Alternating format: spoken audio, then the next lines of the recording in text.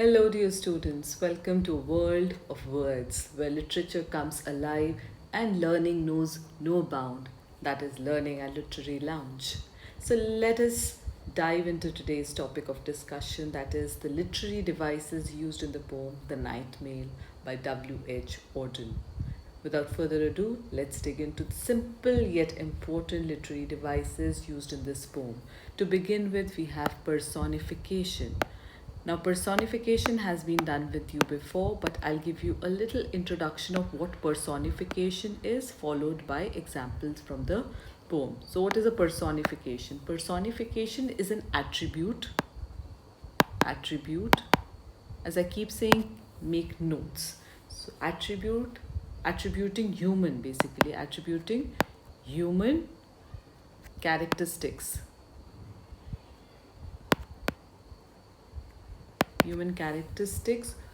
to non-human objects. Like a compare, let's say a table to a night guard, watchman. So that is a human character has been given to the table. So attributing human characteristics to non-human object or abstract concept, that is called personification. Now in this poem we have personification here. In the first, snorting noisily as she passes. Now who is she? She is the train, but we generally write for train it, isn't it? This is what we've been taught. This is a thing. This is an object. So for train we use it, but here she has been used. That means a human characteristic is being attributed to the train. I hope this is clear. So personifying the night mail train gives it life and also the character. So what is the personification here? Train is the personification as she word has been used for it, giving it life and character, making its journey more engaging. We can understand, oh, she's going there, oh, she's walking there, oh, she's climbing the hill. So it's more engaging and also relatable. For whom? For us, the readers. It's more relatable to the readers. So the first figure of speech used here is personification, and that is the train. She has been given the attribute of a human by calling it she instead of it. I hope this is clear. You have to underline and write in your examination these examples. So you just cannot write that there is a personification in the poem. No, you have to give examples from the poem. So this is the example. Okay, moving on to the next one. The second figure of speech in this poem is, yes, the second figure of speech is imagery. Now what is an imagery? What is an imagery? Imagery is the use of vivid and descriptive language. Use of what? Vivid. Vivid means clear.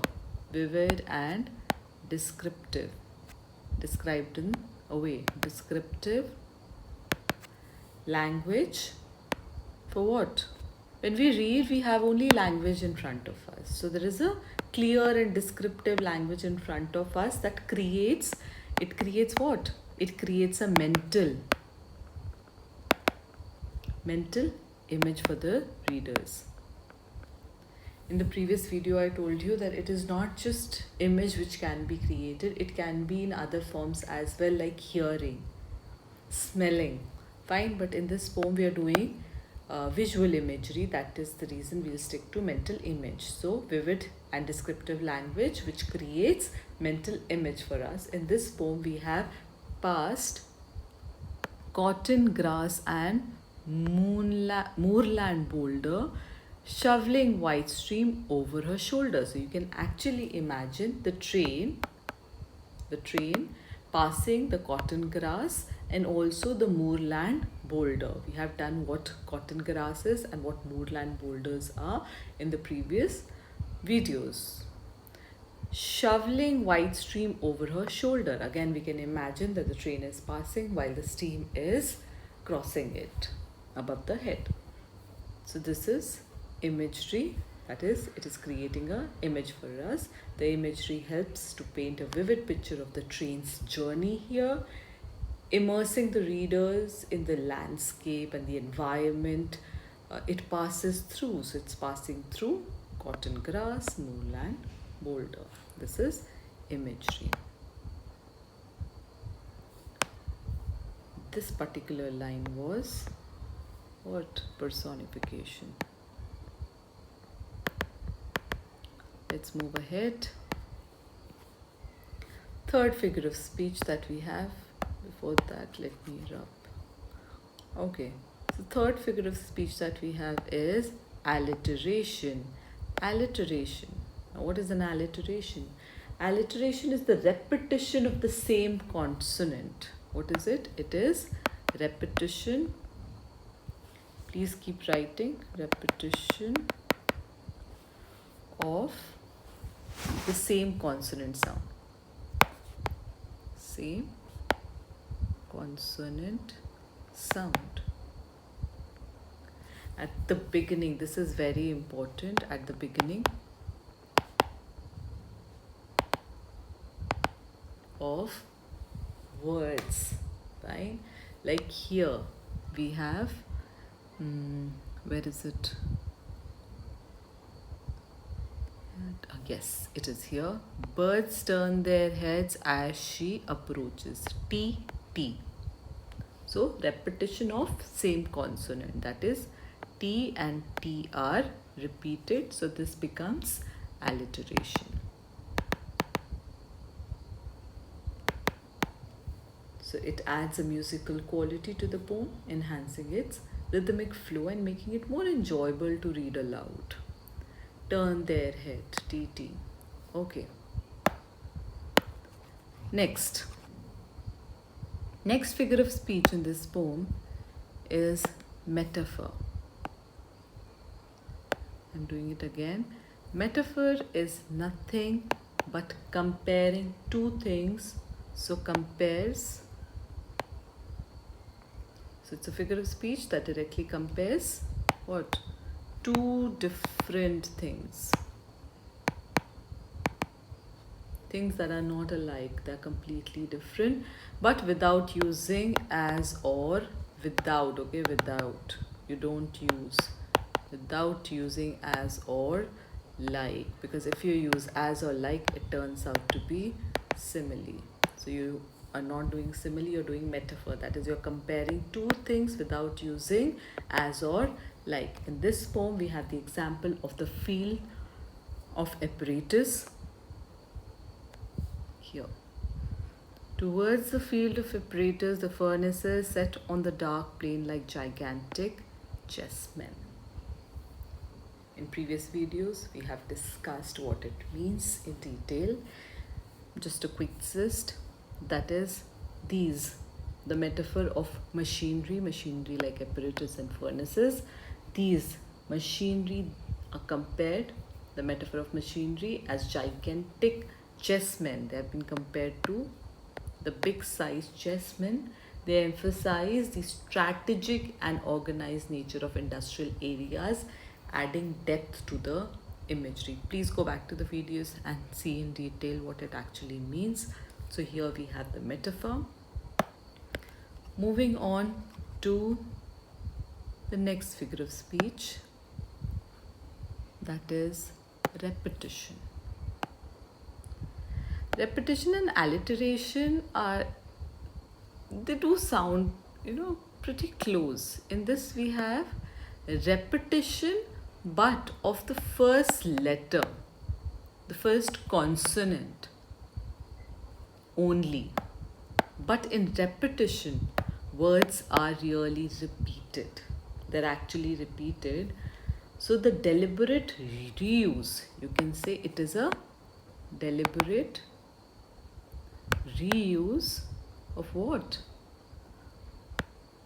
of words and or phrases.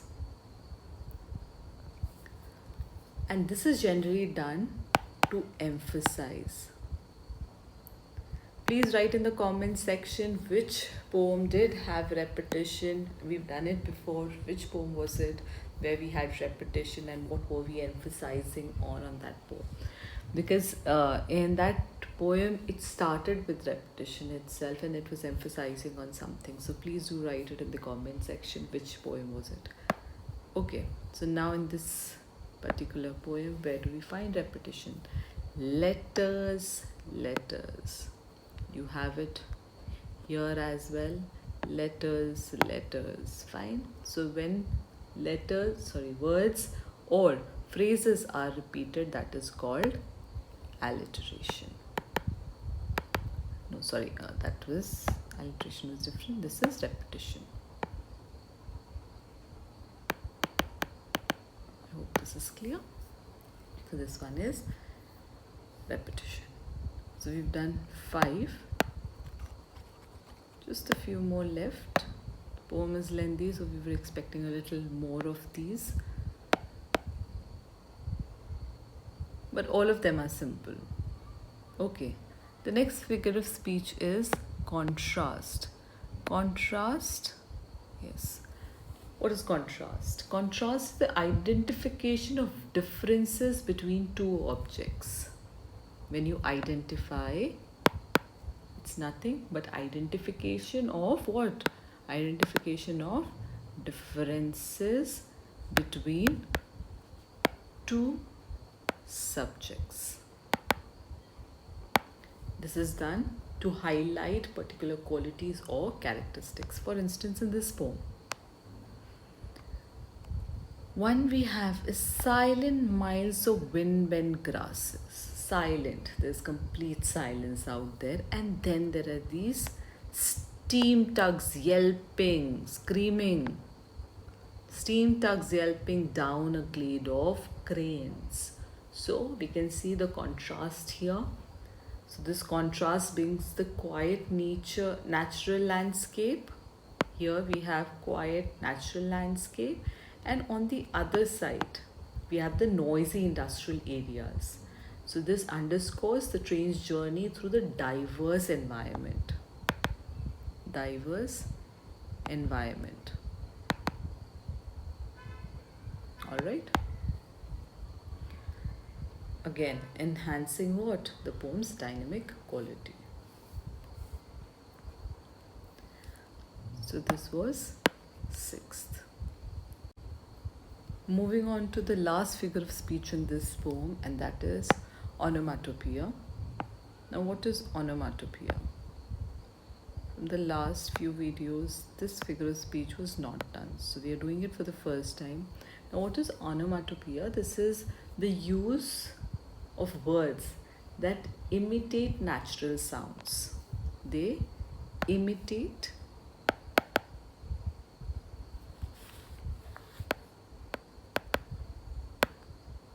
natural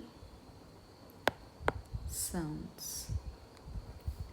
For example, snorting noisily as she passes. I will erase everything else so you can see where it is.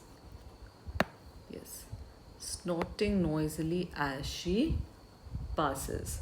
So this brings the sound of the train to life. You can actually imagine it making a loud noise, making the reader almost hear the sound as it moves, so thereby enhancing the sensory experience of the poem.